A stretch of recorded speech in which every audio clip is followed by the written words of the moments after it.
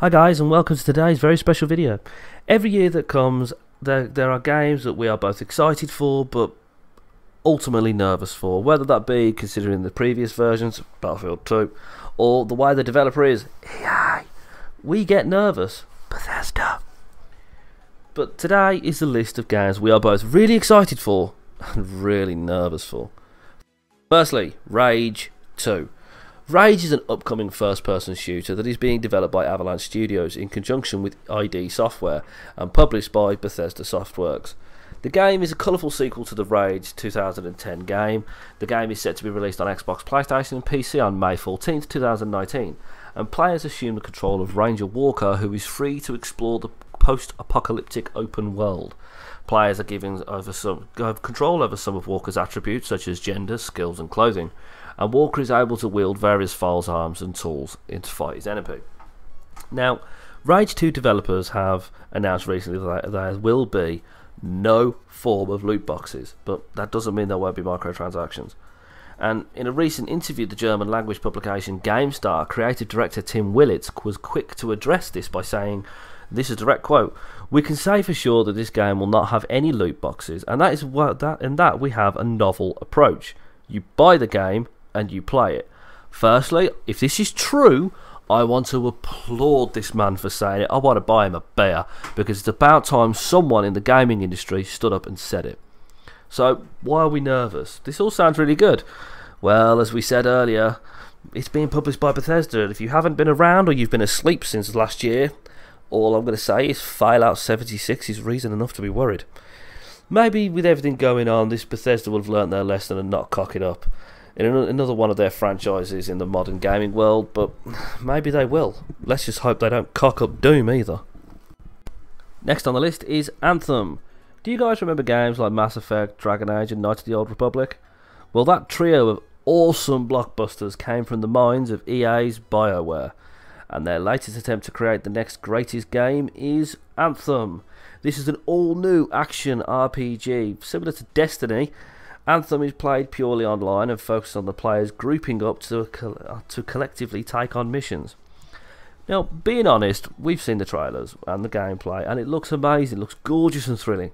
Each player has the ability to fly through the air, Iron Man style, whenever they want, and I'm sorry, that's just awesome. This will add another layer of depth of exploration and makes it unlike anything available on the market. So again, why are we nervous? 2 letters for you. EA. Friggin' EA. Do I need to say any more? Okay, you sure? Alright then. Apart from the fact that EA are money grabbing ball bags that excel at taking hard earned money off gamers that have supported them over the years, you also have the fact that EA seems to be whipping their developers to death. And then you have the Battlefield 5 cock up and mishandle, the Battlefront 2 cock up and mishandle, having a go at players for their opinion. How dare you have an opinion? What do you think this are? Freedom of speech? How dare you? Screw you, EA. But this brings us to a bit of an imposition. BioWare are known for excellence in their games, but EA are known for sucking the love and fun out of their games. Who are we going to trust? Now, as I've said before, I will not be pre-ordering Anthem, but I will be reviewing it.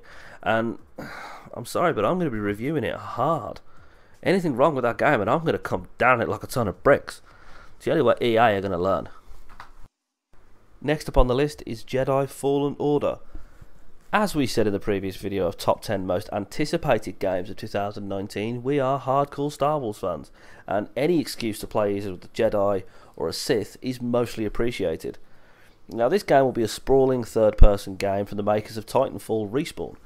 As much as we are excited for that game, we cannot forget the comments made by the head of EA a few years ago. Direct quote, "We are not interested in making single-player games, we want to make a larger community-driven games."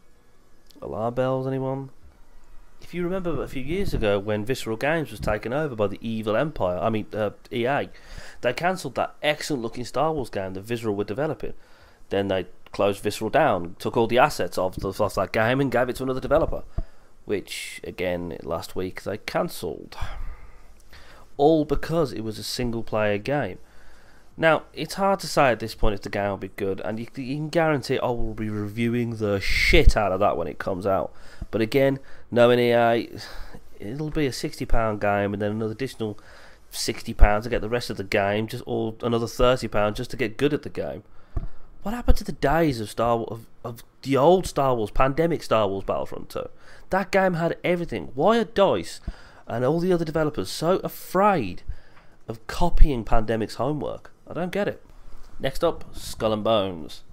Yes, we love the combat in Black Flag. Yes, we love the idea of being a pirate. Yes, we love the look of Skull and Bones. And yes, we love having the lads sing sea shanties while we're blowing the crap out of inferior ships. But God, are we terrified about this game. It's set to be a massive open world online game with single player elements. And every time a gaming company says single player elements, we actually know it's just the training mission, which is going to last 20 minutes. And then a huge online element just after. I'm not going to lie, the only game like that I enjoy playing with a massive online is Star Trek Online. And for anyone who loves the franchise or just loves the idea of space combat, I recommend giving that a download. Besides, it's free, that's more than reason enough. But on recent news, the developers at Ubisoft Shanghai have turned around and said there will be microtransactions in Skull and Bones. And as we said before, this is a dangerous trend that game companies are setting now. And we have this horrible feeling that it's just going to go downhill. Well guys, that completes this video. Now you know what we're nervous and excited for at the same time. But we'd love to hear off you, so drop a comment down below. Which games of 2019 are you either excited or really nervous for? Okay guys, as I said before, if you liked the video, hit the subscribe button. If you did like the video and you are subscribed, hit that like button. If not, I'll see you on the next video. Okay, bye guys.